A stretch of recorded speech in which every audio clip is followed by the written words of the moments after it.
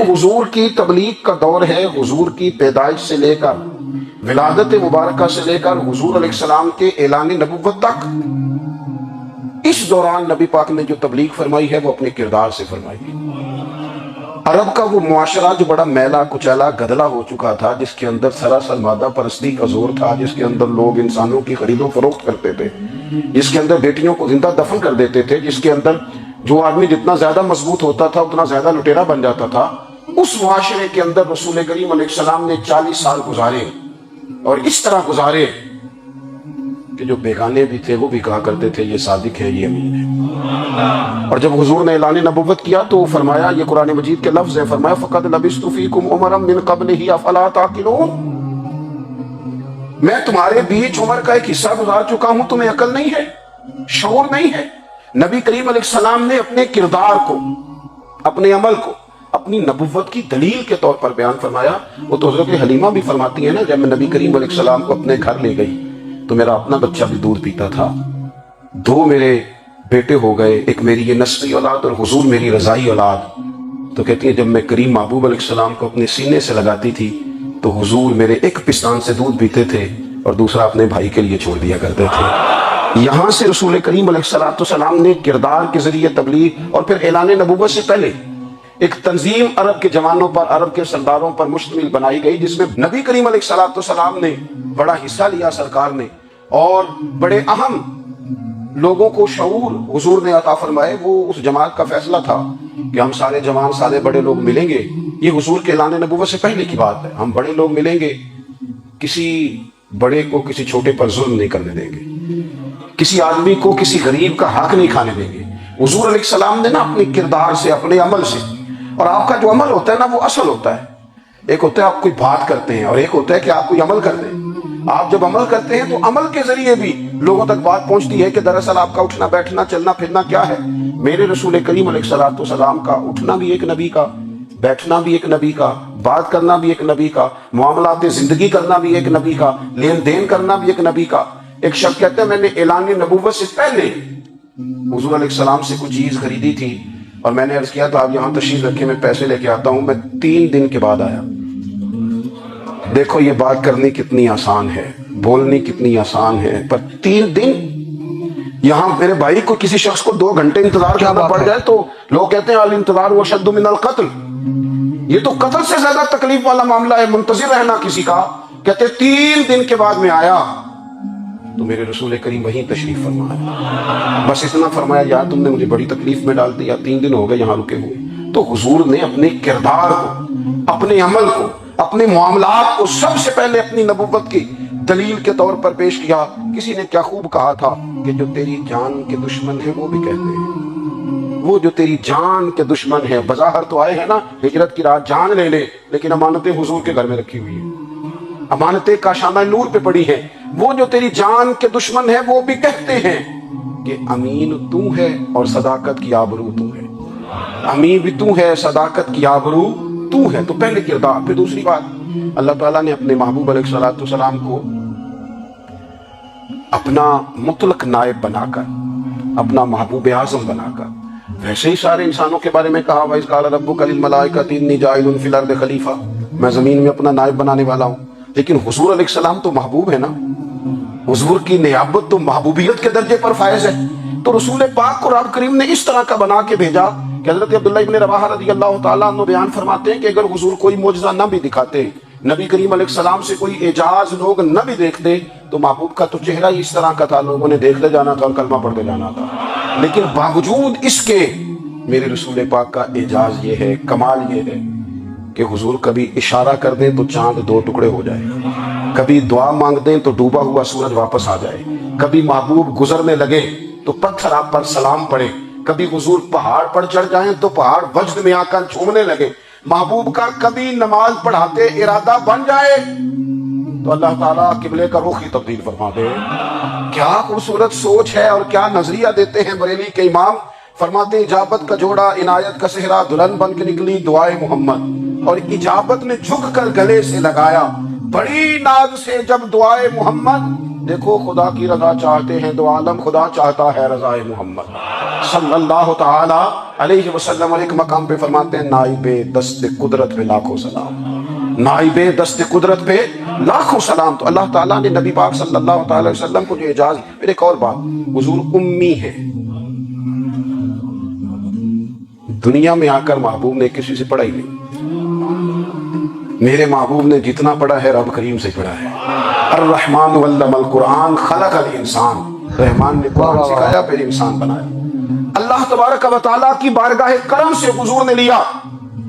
رسول کریم امی ہے، یہ بھی حضور کی نبوت پر ایک بڑی دلیل۔ دیکھو ایک ہوتا ہے کوئی آدمی بچپن سے کسی چیز سے شغف رکھے اور جب اس کی عمر بڑی ہو جائے تو کہتے ہیں اس کا تجربہ بڑا ہو گیا ہے، یہ پہلے کوئی شعر کہتا تھا، کوئی ادبی جملہ کہتا تھا، تو اب اس کی یہ کام کرتے کرتے عمر بڑی ہو گئی ہے تو رسوخ حاصل ہو گیا۔ 40 سال کی عمر مبارک تک نبی کریم نے ایک شعر بھی نہیں کہا۔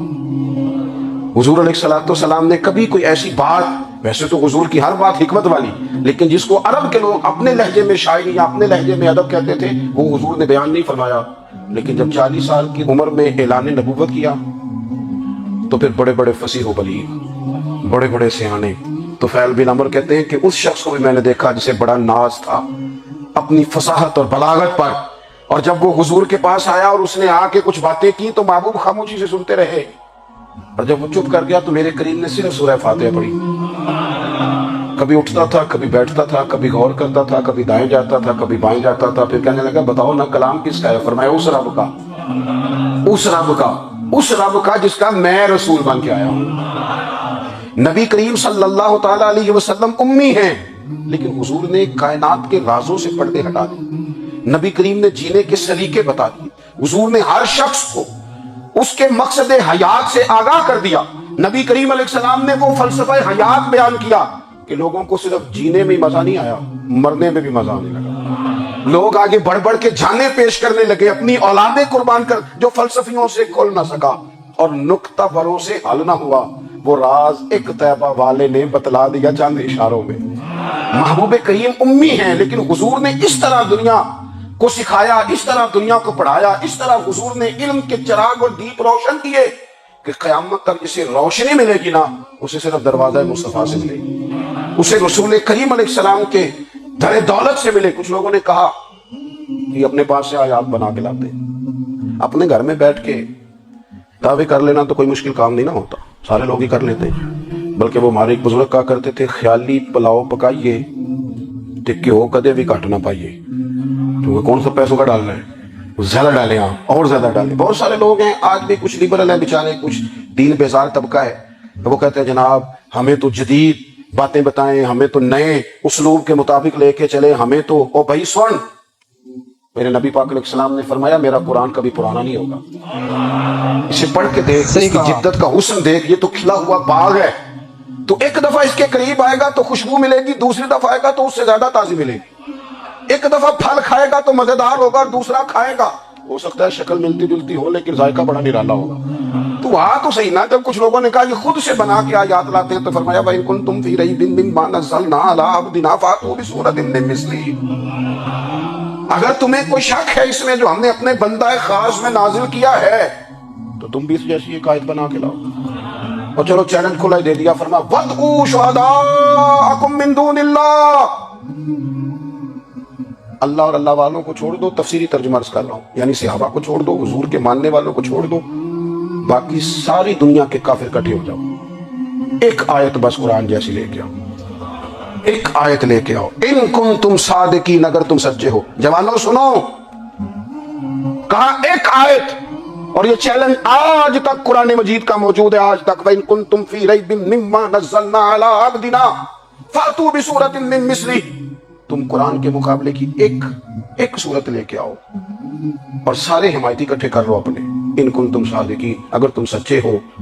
جواب تو ادھر سے آنا تھا نا، لیکن کائنات کے رب نے جواب بھی خود دیا، فرمایا فَإِن لَّمْ تَفْعَلُوا وَلَن تَفْعَلُوا، اگر تم نہ لا سکے، اور فرمایا تم لا سکتے بھی نہیں، اگر تم نہ لا سکے اور تم لا سکتے بھی، نہ خنجر اٹھے گا نہ تلوار تم سے، یہ بازو میرے آزمائے ہوئے ہیں، وَلَن تَفْعَلُوا، تم لا بھی نہیں سکتے، فَاتَّقُوا النَّارَ الَّتِي وَقُودُهَا النَّاسُ وَالْحِجَارَةُ، پھر اس آگ سے ڈر جاؤ جس کا ایندھن آدمی اور پتھر ہے، اُعِدَّتْ لِلْکَافِرِینَ، بنائی کافروں کے لیے، بنائی مومنوں کے لیے تو رب نے جنت بنائی ہے. اعدت للکافرین، یہ دوزخ اللہ نے کن کے لیے بنائی ہے؟ اعدت للکافرین کہتے ہیں کافر کے لیے بنایا. تو اللہ تبارک و تعالیٰ نے میرے رسول پاک صلی اللہ تعالیٰ علیہ وسلم کو وہ کتاب عطا فرمائی، اور پھر حضور کی فصاحت و بلاغت، معرفت. دیکھو ایک ہوتا ہے گھنٹوں باتیں کرنا، ایک ہوتا ہے کئی کئی والیم پر مشتمل، کئی کئی جلدوں پر مشتمل کتب کا لکھنا، اور ایک ہوتا ہے کسی بندے کا ایک بات کرنا اور سامنے والے کی طبیعت کو اتنا جگا دینا کہ اگلی بات فوراً ہی اس کی سمجھ میں آ جائے. اور حضور نہ کسی کی انا کو نہیں جگاتے تھے. ہم بعض اوقات کسی سے خطاب کرتے ہیں، بات کرتے ہیں تو سامنے والے کی انا کو جگا دیتے ہیں، ٹھیس پہنچاتے ہیں، وہ کہتا چل پھر تگڑا ہو جا میں بھی آیا. حضور انا نہیں جگاتے تھے، میرے نبی پاک ضمیر جگاتے تھے تاکہ وہ شخص فیض حاصل کر سکے، اسے کچھ ملے. نبی کریم کا جو انداز تکلم ہے وہ اس طرح کا ہوتا تھا کہ انسان خود بخود کھل اٹھتا تھا کہ مطلب یہ بات ہونے کیا لگی ہے، مطلب حضور کیا فرمانے لگے. نبی کریم صلی اللہ تعالی علیہ وسلم ایک دن محبوب کریم نے صحابہ کے لیے حضور کی فصاحت و بلاغت دیکھے. فرمایا محبوب نے کتنا نادان ہے وہ شخص جو اپنے ماں باپ کو گالی دے. کھلی ہو گئی لوگوں کی آنکھیں، کان کھڑے ہو گئے کہ یا رسول اللہ کون ایسا بدبخت ہے جو ماں باپ کو گالی دے گا. اب جب سوالات ذہنی سطح پر پوری طور پر ابھر گئے نا، تو اب رسول کریم نے بات سمجھائی. یہ ہے فصاحت و بلاغت. تیرے آگے ہیں یوں دبے لجے فصحاء عرب کے بڑے بڑے، کوئی جان منہ میں زبان نہیں، نہیں بلکہ جسموں میں جان نہیں. یا رسول اللہ کون ایسا نالائق ہے جو ماں باپ کو گالی دے. اب جب ذہنی سطح یہاں تک ابھر آئی تو اب حضور نے سمجھایا، اور میں جب تم کسی کے ماں باپ کو گالی دو گے نا تو وہ بھی تو جواب میں تمہارے ماں باپ کو دے گا. تو فی نفس ہی یہ تم نے خود ظلم کیا ہے اپنے ماں باپ پر. کیوں تم نے ایسا لہجہ اختیار کیا کہ جس سے سامنے والے کی انا جاگ جائے اور وہ تمہارے مقابلے میں آ کر کے کھڑا ہو جائے. کیوں تم نے اس طرح کے انداز اختیار کیے کہ جس سے سامنے والا بھی سارے پنجے کھڑے کر کے باہر نکل آئے اور کہے آ جاؤ پھر میں بھی میدان میں حاضر ہوں. رسول کریم کی فصاحت بلاغت دیکھیں نا، حضور دو چار جملوں میں ساری بات سمجھا جاتے ہیں. ایک حدیث پاک اگر ہماری سمجھ میں آ جائے، ایک روایت نبی پاک صلی اللہ تعالی علیہ وسلم نے فرمایا خوبصورت مسلمان وہ ہے جو بے مقصد باتوں کو چھوڑ دے. لو اس سے پوری زندگی سجائی جا سکتی ہے، ایک جملے سے پوری زندگی سواری جا سکتی ہے. کوئی لمبی چوڑی باتوں میں جانے کی ضرورت نہیں. کہا خوبصورت مسلمان یہ ہے جو بے مقصد باتوں کو چھوڑ دے. لا یعنی باتوں کو کیا کہتے ہیں ہمارے دیہات کے لوگ، جڑے پنڈ جانا نہیں، ادھر راہ پوچھنے دی. لیکن آج کل لوگ باز آندے یعنی جس بات کا بالکل تعلق نہیں نا وہ بات بھی کرتے جاتے ہیں، جس کا شعبہ ہی نہیں وہ بھی چھلانگ لگا لگا کے اس میں آ جاتا ہے. ہم اپنا وقت ضائع کرتے ہیں، اپنی صلاحیتیں ضائع کرتے ہیں، اپنا نقصان کرتے ہیں. ہم اپنا کام صحیح کر کے نہیں کرتے اور دوسری ساری دنیا کو ٹھیک کرنا چاہتے ہیں. وہ بھائی آپ جس جگہ جس شعبے سے تعلق رکھتے ہیں آپ اپنے معاملات میں مضبوطی پیدا کریں. حضور نے اپنی فصاحت کے ساتھ بلاغت کے ساتھ لوگوں کو قائل کیا، اور قرآن مجید کی تاثیر کا یہ اثر میرے کریم رسول نے دکھایا کہ رات کو جب حضور بیٹھ کے قرآن پاک پڑھتے تھے نا، جب یاسین والے نبی خود یاسین کی تلاوت کریں، جب طٰہٰ والے محبوب خود طٰہٰ کی تلاوت کریں، غور کرو نا جب مدثر والے محبوب خود ان جملوں کو ادا کریں، یعنی جن کے بارے میں آیت آئی ہے جب وہی یہ آیت پڑھیں کہ انا اعطیناک الکوثر، یعنی جن کا ذکر ہو رہا ہے جب وہ یہ بات کریں کہ یا ایھا النبی انا ارسلناک شاہدا ومبشرا ونذیرا لتؤمنوا باللہ ورسولہ وتعزروہ وتوقروہ وتسبحوہ بکرۃ واصیلا، جن کے بارے میں آیت آئی ہے جب وہ یہ کہہ رہے ہوں کہ ورفعنا لک ذکرک، جب وہ کہہ رہے ہوں والضحیٰ واللیل اذا سجا. ذرا اس کیفیت کو دیکھیں جب محبوب خود پڑھ رہے ہوں، اور جو حضور پر آئی ہیں اس کا ذائقہ، اس کا لطف، اس کا انداز بھلا کیا ہوگا. حضور جب رات کو پڑھتے تھے نا قرآن پاک تو جو پکے کافر تھے نا ابو جہل جیسے لوگ وہ بھی جھاڑیوں میں چھپ چھپ کے مدینے والے کی تلاوت سنا، حضور کی تلاوت سنا کرتے تھے. یہی بہتر ہے کہ پردوں میں وہ پردہ پوش رہے، وہ اگر پردے ہٹا دے تو کسے ہوش رہے. رسول کریم علیہ السلام کی تلاوت کا سننا، قریب جانا، یہ اعجاز ہے. حضرت فاروق اعظم کہتے ہیں میں طبیعت کا بڑا ڈاڈا تھا، مزاج کا بڑا سخت تھا، زندگی ہمیشہ ڈٹ کر گزاری، باتوں پر کھڑا رہنا آتا تھا، پر جب میری بہن نے مجھے چند آیتیں سنائی نا تو میں تڑپ ہی گیا. گھروں آیا سا مار مقامنے نو ہن مینوں مار دے لے چلو، اوے متے عمر دی عمر برباد ہو جائے جتھے عمر سوار دے لے چلو. یہ اعجاز ہے رسول کریم صلی اللہ تعالی علیہ وسلم پر نازل ہونے والی کتاب کا. پھر حضور نے خبریں دی نبی پاک نے خبریں لی، حضور نے فرمایا روم فتح ہوگا، وہ ہوا۔ نبی کریم علیہ السلام نے فرمایا شام فتح ہوگا، تو شام فتح ہوا۔ فرمایا ایران فتح ہوگا، تو ایران فتح ہوا۔ سراقہ بن مالک کہتے ہیں ایک گاؤں پر بھی مسلمانوں کی حکومت نہیں تھی، ایک گاؤں پر۔ حضور مکہ مکرمہ سے نکل رہے تھے، مدینہ طیبہ تشریف لے جا رہے تھے، ابھی راستے میں تھے، میں 100 سرخ اونٹوں کے لالچ میں معاذ اللہ حضور کو گرفتار کرنے پہنچ گیا۔ محبوب نے حکم دیا، حضور کا معجزہ میں نے آنکھوں سے دیکھا، میرا گھوڑا زمین میں دھسنا چلا گیا، میں نے معافی مانگی، حضور نے معاف کر دیا۔ میں نے سمجھا اچانک ہو گیا ہے۔ یہ منوانا بھی بڑا مشکل کام ہے۔ شجر و حجر پہچان گئے، انسان کی نظروں میں شاکی رہا۔ یہ کچھ ایسے لوگ ہیں جن کو منوانا توبہ توبہ، ماننے کو تیار نہیں، دیکھ دیکھ کے بھی ماننے کو تیار ہے نہیں، ماننے کو تیار ہی نہیں۔ کہتے ہیں کہ میں نے پھر چاہا آگے بڑھنا، تو پھر زمین کے اندر میرے گھوڑے کے پیر دھنسنے لگے، پھر معافی مانگی۔ کریم تیرے معاف کرنے کی ادا پہ بھی قربان جائیں۔ یہ نہیں فرمایا کہ تو بار بار یوں ہی کرتا ہے، فرمایا معافی مانگتا ہے، جا میں نے معاف کیا۔ کہتے ہیں 3 دفعہ میں آگے بڑھا، 3 دفعہ حضور نے معاف کیا، تو مسکرا کے فرمانے لگے تو یہاں مجھے گرفتار کرنے آیا ہے، وہ کیسر روم کا علاقہ فتح ہوگا۔ وہ کنگن جو پہنتا ہے نا ہاتھوں میں، بادشاہ کے کنگن معروف ہیں، وہ تیرے ہاتھوں میں آئیں گے۔ اللہ کرے آپ سمجھیں۔ یہ جو لوگ ڈری ڈری سہمی سہمی اور ہمارے بچے مایوسی کی معاذ اللہ باتیں کرتے ہیں، وہ دیکھیں حضور کس طرح کی گفتگو فرماتے ہیں۔ ابھی ایک گاؤں پر بھی اسلام کی حکومت نہیں، لیکن حضور کا خبر دینے کا انداز۔ کریم فرمانے لگے وہ کیسر روم کے جو کنگن ہوں گے وہ تیرے ہاتھوں میں آئیں گے۔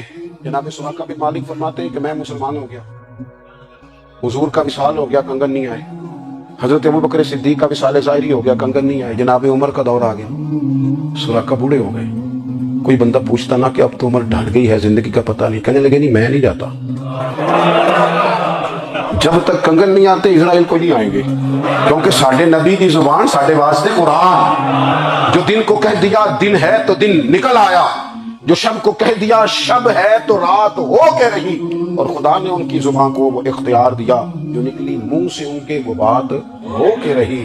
اور فاضل بریلوی کا تو انداز ہی پھر انوکھا ہے نا، وہ تو کہتے ہیں کہ وہ زبان جس کو سب گن کی کنجی کہے، جس کو سب گن کی کنجی کہے، اس کی نافذ حکومت پہ لاکھوں سلام۔ کہنے لگے نہیں آتے حضرت اسرائیل، فکر نہ کرو، بوڑھے ہو گئے تھے، نکلنا گھر سے بند کر دیا تھا، حضرت عمر کا دور تھا، کنگن آ گئے۔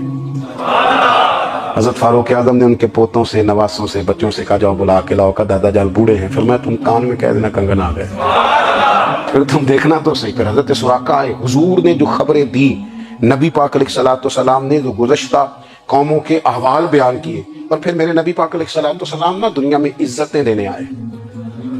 عزتیں، یہ مزاج ہمیں کم کرنا چاہیے۔ یہ جو ہم ساری زندگی اس کام میں لگا دیتے نا، کسی کو نیچا کیسے دکھانا ہے، یہ انداز حضور نے نہیں ہمیں دیا۔ آپ دیکھو حضور تشریف لائے تو ہمیں پتہ چلا کہ حضرت یوسف جیسا سونا کوئی نہیں۔ حضور تشریف لائے تو ہمیں پتہ چلا کہ حضرت داؤد جیسی خوبصورت آواز کسی کی نہیں۔ حضور تشریف لائے تو ہمیں پتہ چلا کہ جناب عیسیٰ علیہ السلام کا فقر اختیاری کس طرح کا تھا۔ محبوب تشریف لائے تو ہمیں پتہ چلا کہ حضرت موسیٰ کا جلال کس طرح کا تھا۔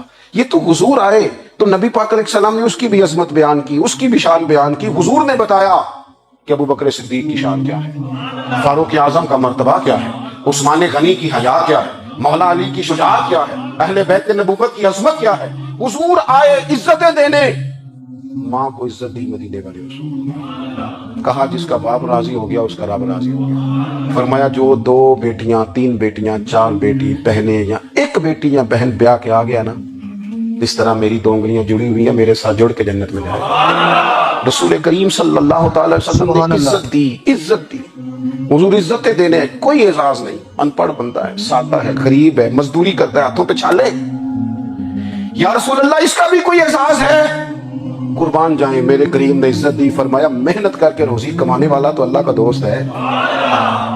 یہ اینٹیں اٹھانے والا، یہ مشقتیں کرنے والا، یہ صبح دیہڑی پہ جانے والا، یہ بیچارہ جو اچار سے روٹی کھاتا ہے، تو نے ہر شخص کی قسمت میں یہ عزت لکھی اور آخری خطبے کی صورت میں وصیت لکھی۔ رسول کریم نے ہر بندے کو اعزاز دیا، عظمتیں دی۔ حضور عزتیں دینے آئے، نبی پاک علیہ السلام نے اعزازات دیے، حضور نے نوازا۔ یہ ساری چیزیں میرے رسول پاک کی تشریف، اور پھر یہ جو حضور کے صحابہ اور اہل بیت ہے نا، یہ بھی میرے نبی پاک کی نبوت کی دلیل ہے۔ اتنی جلدی انقلاب آیا نہیں کرتے، وہ کل تک جو راہزن تھے حضور نے راہبر بنا دیے۔ وہ لوگ جو کل تک ایک دوسرے کے گلے کاٹ کے کھاتے تھے، ایک دوسرے کو مارتے تھے, تکلیف پہنچاتے تھے, برادریزم پہ لڑتے تھے. حضور نے بھائی بھائی بنا لیے. ایک پلیٹ میں کھانا کھانے لگے سیدنا بلال حبشی, صہیب رومی, سلمان فارسی. حضور نے یوں کر کے ملا دیا. نبی کریم علیہ السلام نے تقسیمیں ختم کر دی دنیا میں. حضور کے صحابہ نے اپنا کردار اس طرح کا دکھایا, اتنا بلند کیا, اور صحابہ کرام علیہم رضوان اس کو دیکھ کر اتنی بلندیوں پہ گئے کہ گواہیاں اللہ کا قرآن دیتا ہے. فرمایا محمد رسول اللہ والذین معہ اشداء علی الکفار رحماء بینہم تراہم رکعا سجدا یبتغون فضلا من اللہ ورضوانا. اور میں یہ جو میرے محبوب کے ساتھ والے ہیں کافروں پر سخت ہیں, آپس میں نرم دل ہیں. تم جب بھی انہیں دیکھو گے سجدے کرتے دیکھو گے, رکوع کرتے دیکھو گے, تم انہیں دیکھو گے اللہ کی رضا کے متلاشی ہیں. انہیں ساری مادہ پرستی سے نکال کر محبوب نے رب کی رضا کے رستے پہ ڈال دیا. میرے نبی کریم سید عالم صلی اللہ تعالیٰ علیہ وسلم کی نبوت کے دلائل کے طور پر یہ ساری چیزیں آئیں. بس میں بات سمیٹنے لگا ہوں. حضور کا جو اخلاق ہے نا, وہ بھی نبی کریم علیہ الصلوۃ والسلام کی نبوت کی بہت بڑی دلیل ہے. وَإِنَّكَ لَعَلَىٰ خُلُقٍ عَظِيمٍ. محبوب ہم نے آپ کو نا خلق عظیم کا مالک بنایا ہے. کچھ لوگ سمجھتے ہیں صرف آپ کا بولنے کا انداز ٹھیک ہو تو آپ با اخلاق ہیں. نہیں بھائی, بولنے کا انداز ٹھیک ہونا با اخلاق نہیں, سچ بولنا اخلاق کی علامت ہے. آپ کا حق بات کرنا اخلاق ہے, آپ کا صحیح گواہی دینا اخلاق ہے, آپ کا اللہ تعالیٰ کی طرف سے آزمائش آنے پر صبر کا مظاہرہ کرنا اونچا اخلاق ہے. رب نعمت دے تو آپ کا وجود ڈھلتا جائے شکر میں, یہ اخلاق ہے. رب کریم اگر آپ کو کسی وقت کسی آزمائش میں اپنی حکمت سے ڈالتا ہے تو عزت نفس کو برقرار رکھنا, خودداری کو برقرار رکھنا, یہ اخلاق. نبی پاک نے اعلیٰ ترین اخلاق کی بات بتائی, اعلیٰ ترین. حضور نے لوگوں سے بیعت لیتے وقت کہا کہ میرے ہاتھ پر بیعت کرو, چوری نہیں کرو.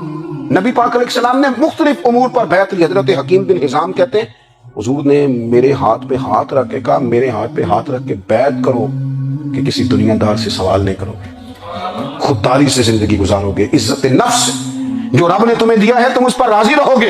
لوگوں کی جیبوں کو ٹٹولنا, دوسروں کی دولتوں پہ راج کرنا, دوسروں کے مال پر نگاہیں ڈالنا اللہ کے حبیب نے پسند نہیں فرمایا. نہ بیعت کرو کہ تم کبھی کسی سے سوال نہیں کرو گے. حد ہو گئی. نبھانے والوں نے پھر اس عہد کو نبھایا اور کمال کر دی. حضرت حکیم بن حزام گھوڑے پہ بیٹھے تھے, ہاتھ میں درہ تھا, وہ زمین پہ گر گیا, قریب غلام کھڑا تھا. حضرت حکیم بن حزام خود گھوڑے سے اترے, درہ اٹھایا, دوبارہ گھوڑے پہ بیٹھے. غلام عرض کرنے لگا حضور مجھے بتا دیتے میں اٹھا کے دے دیتا. آنکھیں چمک اٹھی, فرمانے لگے کیسے بتا دیتا, اپنے رسول سے وعدہ کیا ہے کبھی کسی سے سوال نہیں کروں گا, کبھی سوال نہیں کروں گا. اللہ کے محبوب نے ہمیں اعلیٰ اخلاقی قدروں کی بات ہمیں سکھائی ہے. ہم دیکھتے ہیں کہ بڑی جلدی 2 4 5 لوگوں کے غصہ دلانے پر ہم ساری اخلاقی حدوں کو کراس کر جاتے ہیں. دوستو ہمارا ایک وژن ہونا چاہیے, ہمارے ذاتی رویے بڑے معتبر ہونے چاہیے. لین دین کے معاملات کے اندر مسلمانوں کو بڑا صاف ستھرا ہونا چاہیے. ہمیں اپنی معاشی زندگی میں روزمرہ کے معاملات میں ہماری توجہات کا مرکز صرف اللہ رسول کی ذات ہونی چاہیے. رب کریم نے اپنی حکمت سے کسی کو کتنا دیا ہے یہ اس کی حکمت کے تقاضے ہیں. ہمیں اس نے جس رنگ میں جس حال میں رکھا ہے ہمیں اپنے رب کی رضا پر بہت زیادہ مطمئن ہونا چاہیے. اچھا پھر ایک اور بات, جن چیزوں کو ہم نے دکھ بنایا نا یہ تو وہاں دکھ تھا ہی نہیں. مہینہ مہینہ چولہا نہیں جلا, لیکن کسی جگہ اظہار غربت ہے.